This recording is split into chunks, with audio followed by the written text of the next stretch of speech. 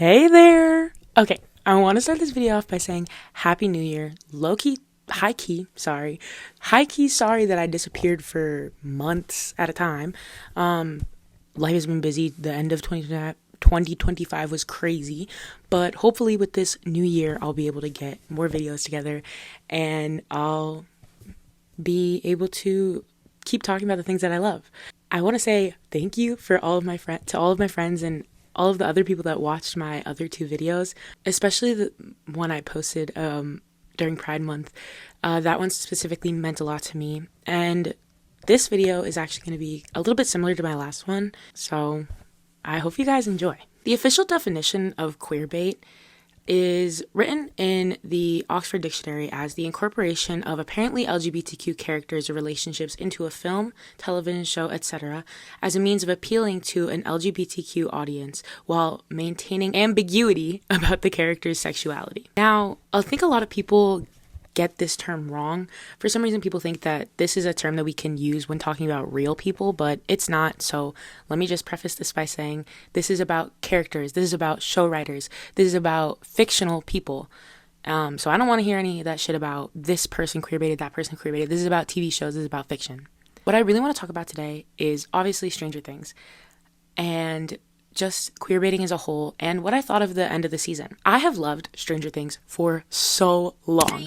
Stranger Things was actually the way that I got into what I do today, making edits, writing fan fiction, reading fan fiction, making YouTube videos. It's because of all the media that I was exposed to when I joined Stranger Things, which was my very first fandom. Over the years, I changed fandoms. I found new interests, and I've loved a lot of stuff. I mean, obviously you can tell.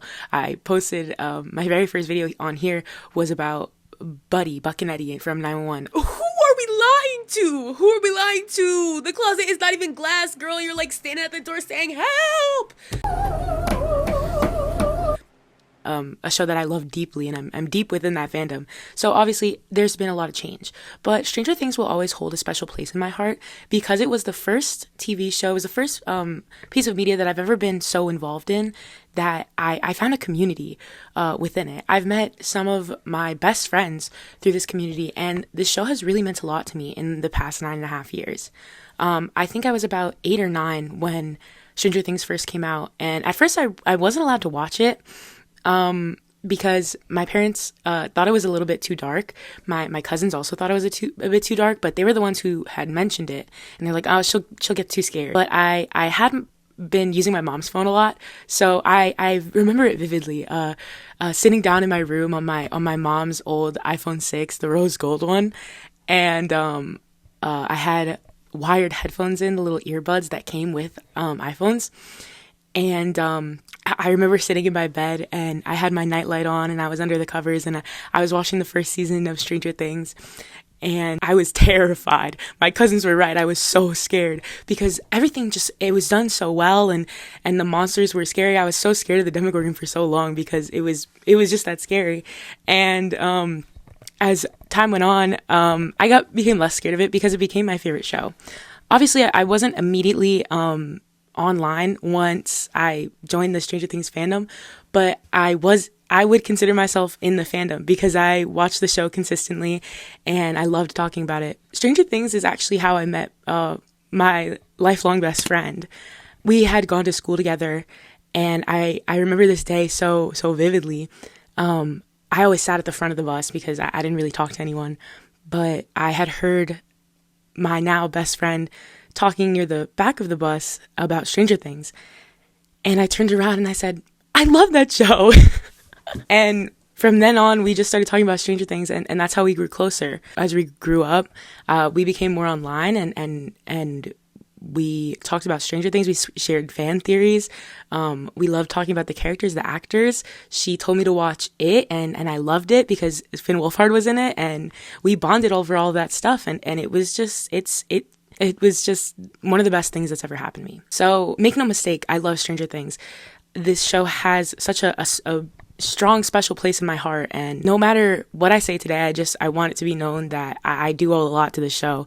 And it will always have that special place in my heart. That being said, though, I think it's time to talk about the real issue here that we've witnessed in Stranger Things recently. Over the years, as I became more online and active online and in fandoms, I started to learn more about queer communities, and I started to learn more about queer characters. Growing up, I never really had that exposure to queer people, but being able to find a community in which it was just about love was something that made me feel so good. Online, I became friends with a lot of queer people, and, you know, it didn't bother me. My family's very religious, and I was always taught that that was wrong. But as I met more people that were queer, it felt good to, you know, maybe at first it felt good to kind of defy my family and find my own way.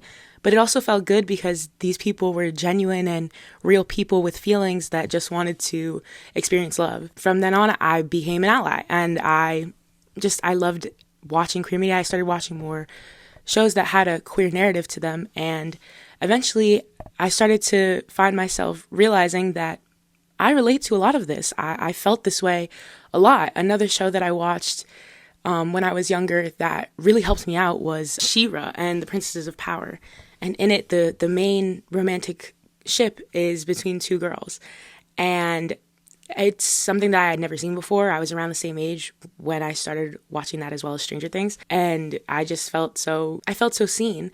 I had grown up having this preconceived notion that this was never possible for someone like me, for someone that felt so outcasted. And I was the weird kid. I was the plus-sized weird kid that didn't fit in anywhere. And seeing myself on that screen was so important to me. Representation was so important to me because without some of these things, I don't think I ever would have figured it out. And if I did figure it out, I don't think I would have had the courage to say how I felt out loud. My point here is that representation is so important. It is something that I hold so deeply in my heart. I thrive off of representation. I love seeing people be who they are and express that to the world with no shame and no anxiety about it. It's just something that brings me joy, something that I believe is so important, especially in the world that we live in today. So with all of this being said about representation and my connection to Stranger Things, you might be asking, what actually happened that has people so upset? Well, obviously, I'm not going to dig into the lore that is completely Byler for the past 9.5 years through all 5 seasons, but I'll give you a little bit of information. It's established early on that Will is different from the other boys in Stranger Things. It was a 7. Huh? The roll. It was a 7. The Demogorgon. It got me. And if you don't know the plot of Stranger Things, Will Byers gets taken into an alternate dimension that lives beneath their hometown of Hawkins, Indiana. And in the very first season, it deals with superheroes and monsters and fighting off villains and the good guys winning in the end. It's an amazing show, and like I said, it means a lot to me. So I will be talking about it with a bit of a rose-tinted lens, but, you know. Anyways, it's established very early on that Will is the weaker kid. He gets called queer a couple times. He gets called a fairy. It even goes so far to the point where they call him slurs. He's a sensitive kid. Lonnie used to say he was queer, called him a fag. As the series progresses and Will grows up, he struggles a lot with his identity.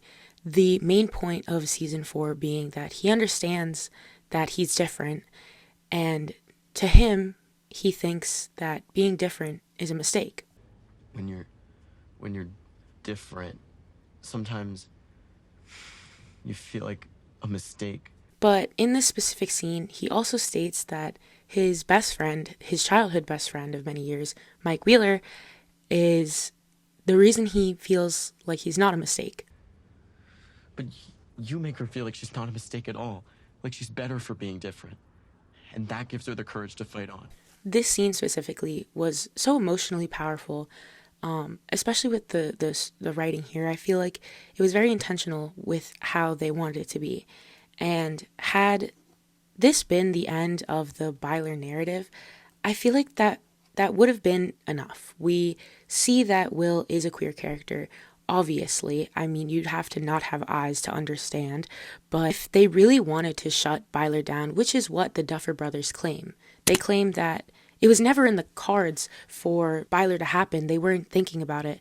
And with the final season, they wanted to block out the noise, which I'll get to in a minute. But had this been their original plan, I feel like it would have been enough had they just stopped it right there. And I think this next video that I'm about to show you is going to explain that a lot better. It's a 5-minute video that I found on TikTok, and I urge you to go watch the full thing. It's very important, and it explains things a lot better than someone who just likes to rant and ramble about things that I care about, would. So here's a little clip from that because I feel like it'll explain things a lot better. So I didn't really think much about the relationships. I was just here to go along with the ride. It wasn't until Volume 1 came out and Will and Robin had their whole conversation about, you know, his feelings for Mike and, you know, how do you know the snowball, the avalanche, all this stuff, right? And then we get to episode 4 and the sorcerer and all that stuff, right? Clearly, they set up something to go on with them. And then I read this article that they wanted to block out the noise of Byler. I never even considered that Byler would happen. I'm going to be dead fucking honest. I never considered that they would ever do this. When season 4 ended, I think they closed up the chapter with Will really well. The reason I know this is a queer bait is because I fucking got baited. I got baited. I'm someone who knows story. I've been working in television for a very long time. I've worked on very popular shows.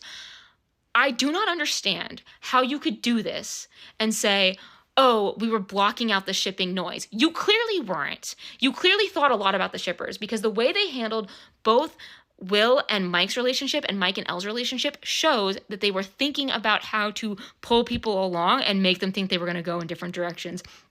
And that is cruel. That is cruel writing, and you are trying to bait queer people or people hoping for queer representation, positive queer representation, in a really, really disgusting way. I would actually say this is worse than Destiel. So obviously, in the video, she explains that Byler is deliberately queerbait because as someone that is in the general audience, she didn't even think about it. She didn't even question it. So to lie to your audience and say that you wanted to block out the noise that was coming from a specific subgroup of people when the general audience wasn't even considering it is cruel. Like she stated, she began to care. She began to find a rapport with this specific ship because it would have been so revolutionary had they gone the way that people believed that they were going after the end of Volume 1. And don't get me started about Volume 1. Volume 1 had planted this idea in my head that it was going to happen. As someone that thoroughly enjoyed the Byler ship from seasons 1 through 4, I always had the feeling deep down that it was never going to happen until Volume 1 came out. And the entire subplot of Will's storyline was the fact that he was figuring out that maybe there was a possibility that things could go the way that he wanted. How did you know that with Vicky, right? How did you know that Vicky wanted to make out? To date? Oh, well, we volunteered together. You know, they were like signals. Signals? Yeah, you know, like a brush of the knee, a bump of the elbow, a shared look. It all just kind of accrued like a snowball rolling down a hill until it was obvious. How obvious? Well, let's say the snowball became an avalanche. And then to end it with Will accepting the fact that it was something that he was never going to receive, it was never something that was going to be reciprocated, was just so wrong. It didn't follow with the subtext of the show, and it didn't make sense to the viewers. Why would A, B, and C but not X, Y, and Z? What is that about? Why are we lying? And I also think that it's just kind of stupid. Like, everyone had seen it, even people that were general audience, as the person in the video stated. Even someone in general audience, she didn't believe it was going to happen until you made it clear. Was it just to mock us? Was it to deliberately make fun of queer people? To say, you can look, but you can't touch. You can see that this could possibly happen, but we won't do it because we're a bunch of fucking pussies. Was that your goal all along? For people to be full of anger and be subjected to hate on the internet? Which, as someone that is openly queer online, I've already received once or twice. Like, and that's without saying anything specifically queer. That's without being like specifically gay, as someone that's very open about who they are, I've definitely seen like homophobia and received like a homophobic hate comment on something that doesn't really have to do with it, but I've experienced that. Like, what? And then to put these people in harm's way and just mock them openly is just like, what are we doing? Are we being so serious right now? Can we be more serious, actually? Can we maybe not think about ourselves for once? Why do all the straight people in your show get a happy ending, but the two, three, if we look at Mike Wheeler as a repressed homosexual man, why do the two openly queer characters end up alone? We don't actually see Will's epilogue boyfriend say a single word, which, if you're close to me, you know that shit pissed me the fuck off. I was so angry. If you were going to give Will a boyfriend that we see him with in the future, at least put some effort into it. We don't even get to see him kiss a guy. We don't even know if that ever happens because, again, they didn't put it into the show. We can hope and we can wish all we want, but we don't know if Will actually ever gets the love that he deserves. And Mike, at the end of the show, he packs up all his things and all his friends leave his basement. And the very last scene is him watching his younger sister and all her friends play D&D, continuing the cycle that is their outcasted friendship. But we also see Mike with his typewriter in his dorm room writing his stories as the storyteller with the painting hung up on the wall. The painting that Will gives to Mike when he confesses that he needs Mike, and he always will. So yeah, Elle needs you, Mike, and she always will. Yeah? So is it possible that Mike knew all along and that maybe Mike himself had felt something for Will and pushed it further and further down because it was the 80s and because it's something that is so marginalized? Is that the story that you really, really want to tell? When you as a writer are seeing general audiences be thoroughly confused by what you're doing with your writing, I think it's clear that you've made a mistake somewhere. I think it's clear that there's something that got lost in translation between what you had originally planned and what the outcome was. Because as someone that does love writing but isn't really great at kind of seeing through other people's writing unless it's like in front of me, like kind of, I mean, it was so obvious what they were trying to do. I could see it with my two eyes. It was very clear to me that so much to the point where I was like, oh, this is so exciting. I can't wait to see this. From seasons 1 through 4, as a Byler fan, I, would joke around and be like, they're going canon. But deep in my heart, I knew this probably isn't going to happen. But after the end of Volume 1, I actually started to fully believe it. I thought that this was going to happen. And then I finished the show, and I was just so heartbroken. It hurt seeing something that I cared about so deeply, and not just Byler itself, but this TV show be hated by almost everyone. Half the people that I've talked to did not like the ending. Half the people that I've talked to were confused as well by the narrative of Byler. And there's just so much that happened that I find myself questioning, what was the point? If the point in the beginning was to shut the ships down and end it how they ended it, then why leave all of those hints?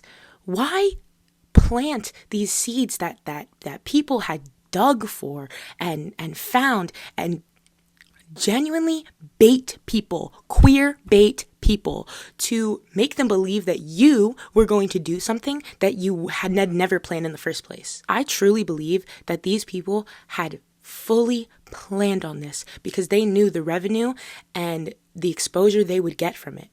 Queer people love representation. Like I stated in the beginning, it is so important to us because we feel that we're not worth the writing.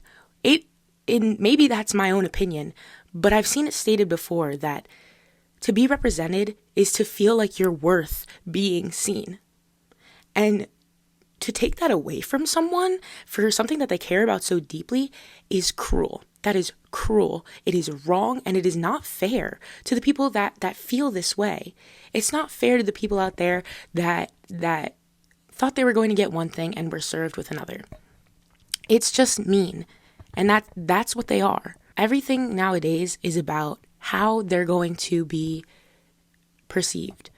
And I think they were focusing more on their general audience, wanting them to see it as just doing their big one for the queer community with their half-assed coming out scene and their half-assed narrative of their queer character, of their main queer character. Robin Buckley is also a queer character on the show. But at the end, in the end of the season, she breaks up with her girlfriend. It's not specifically shown in the epilogue, but she implies it with this line. To nothing ever keeping us apart. Including overbearing significant others. And you're telling me that they think that they were waving their rainbow flags all over the place, marching down in New York City at the Pride Parade, acting like they had actually done something?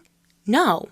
All you did was give us some shitty nothing that you posed off as what you thought was what people wanted to see. People told you what they wanted to see. If you weren't going to give us the actual ship of Byler, why didn't you put effort into Will's identity being formed? Why didn't you put effort into the heterosexual ship that you chose over them and actually made it feel like they were dating this season? Why didn't you try harder? What is so wrong with you that you had to take your good writing from season 1 and 2 and throw it in the garbage? Seasons 3, 4, and 5 were significantly less better than the first two. As the show became more popular, it started to feel less like it was a fun project, a niche indie film that was just being overtaken by a general audience, which is fine. It's amazing to see things blow up and see the proportion that they've been through. I mean, Spotify has posted, and I think this is really interesting, but Spotify has posted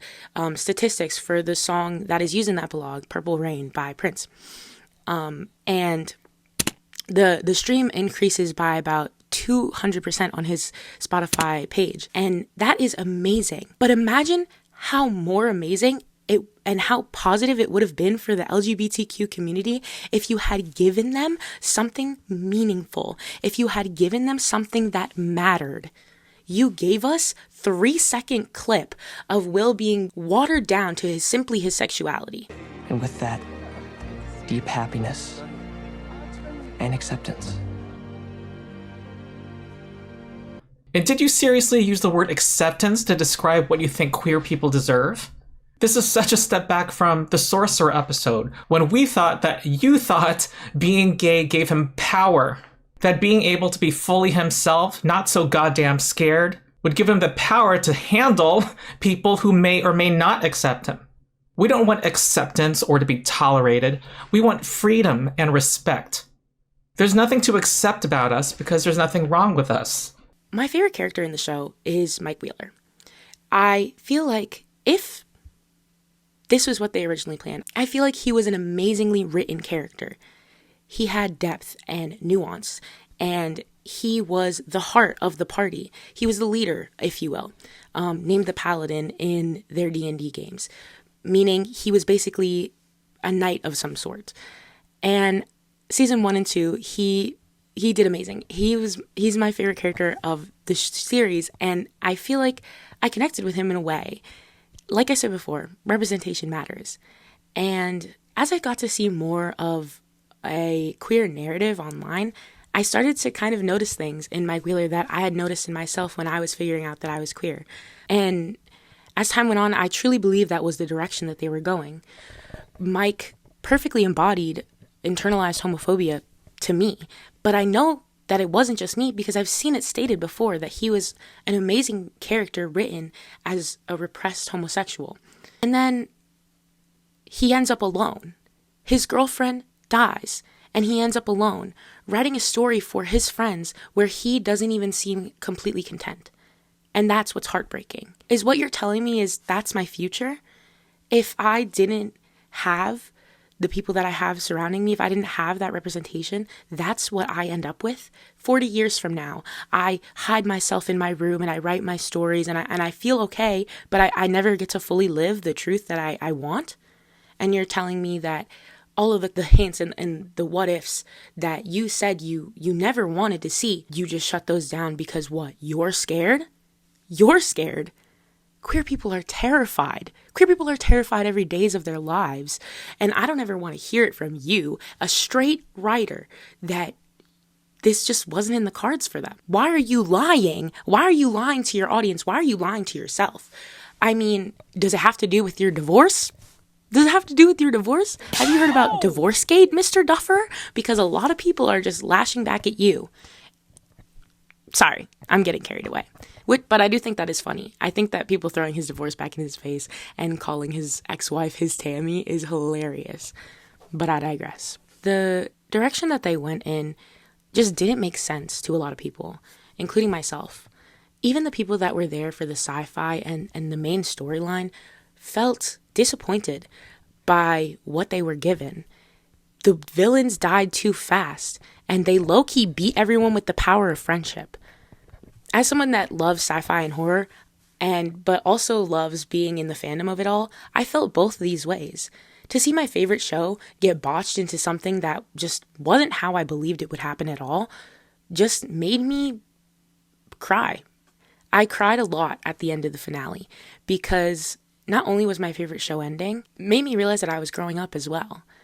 And a show that's meant to be about outcasts and people that are different being done so poorly also made me really upset. It was heartbreaking to see these things turn into what they are now. And imagine that if someone that was my age when I first started to discover my queer identity watch this now and think, oh, well, they just never get to win like that, do they? That breaks my heart. If I was the age I was when I first started to figure myself out and I watched all of Stranger Things now, I truly believe that my final takeaway from it would be that queer people never get what they want. Queer people don't get to love the way that they want because they're not worth writing the stories about. They're not worth being seen on a big screen on national television and being publicized in a show about outcasts and people that are different. They're not worth it because they don't matter. I truly believe that's what I would think if I were a bit younger than I am today. Queerbaiting in general is something that has happened across so many fandoms, and it's truly sickening. Queer people are people, by the way. We're human beings. We have feelings, we have thoughts. We just want to be loved just like everyone else is. The fact that producers and show writers intentionally use this specific audience to their advantage to get more views and receive more revenue from the things that they work on is just sickening. I guess my final thing that I would like for you to take away from this shorter side video is that queer people will always be here. We've always been here, and we will continue to stand up for ourselves. Just because things are looking bleak doesn't mean that they're forever going to be this way. I truly believe there's a brighter side to this all. I mean, despite how Stranger Things ended, I've seen countless writers start to write their own version of the show on AO3, and I've read some of it, and it's just phenomenal. I think creativity is one of the most powerful tools out there, and it's so important to me that people get the representation that they deserve. I think my final message to the Duffer Brothers and Sean Fuckass would be this. You are the actual worst people that have ever existed to walk this planet. You knew what you were doing. You had every opportunity to write the most amazing story of all time about queers and outcasts and people that are marginalized in different communities. The people that you claim to support. But you didn't. You are cowards. And the things that you did are just evil. You used queer people that desire this representation, that need this representation to grow and become more confident in their abilities. You use these people to better your views, to increase your revenue. But have you ever thought about the positive comments that you would get from the queer community had you done what you had seemingly planted? You wrote what could have been the most beautiful love story, and you ripped it away from everyone. Because of what? Because you felt that it was right for your story, your personal story, your heterosexual story. That's what you thought? Cowardice is never playing it safe. Cowardice is being a fucking loser, like the three of you guys are. The story that you had started out writing was not the story that you closed. Being a long-time fan, it was heartbreaking to see what you had done. To the people out there that are a younger version of me, to the people out there that see themselves in all of these characters and see that they don't get their happy ending, what do you have to say to them? What do you have to say to the people that were excited, that genuinely enjoyed the show, that genuinely thought that for once they would get the queer ship that they deserve? What do you have to say to them? If it was never in the cards, why did you seem so supportive of it? Why did you plant hints along the way? You mocked people. And you opened them up to a flurry of hate comments and unjustified homophobia because that's what you thought would make the most money. At its core, queerbaiting is just another means to increase revenue and views. You use a group of people that thrive off of representation and you turn it into something that you can capitalize off of. You took such an amazing story and turned it into fucking slop. And it just makes me angry because there are people out there that live this story. There are people out there that are queer and are in love with their best friend. And maybe their best friend is in love with them too. But they'll never know because your representation is for fuck ass nothing. Before I go, I'd love to plug a couple things here. The first one being the Byler lawyer. I believe his name is Ronald Off the Record. He has some amazing videos about Byler, and his most recent video is about the ending of Stranger Things in the finale. He's an amazing guy. He makes amazing videos, and his words are really powerful, so I think you should check those out. And if you're someone that does enjoy the Byler ship, and you're looking for something, there are a couple AO3 fics that right here are working on rewriting the entirety of Volume 2, which I just think is amazing. I can barely write a single story in one day, so the fact that these people are getting these out so quick is just crazy insane to me. And lastly, I'd also urge you that if you are going to watch Stranger Things after this video, you should pirate it. You should pirate it because not a day in my life will I ever again watch Stranger Things on Netflix because they don't deserve my money. They don't deserve my viewership. And as a queer person of color, I'd just like to say, fuck you. Okay, so I actually realized there's a lot more that I want to talk about, specifically about Stranger Things in general, and about the writing, and a little bit about Byler. I know this video was a little more chill. This video was a little more like, this is kind of fucked up. This video was a little bit more serious. But now I'm getting angry. So in my next video, probably gonna be a little bit less kind. Gonna be a little bit less Byler centric in general, but a little bit more angry. A little bit more angry. Can you tell I'm angry?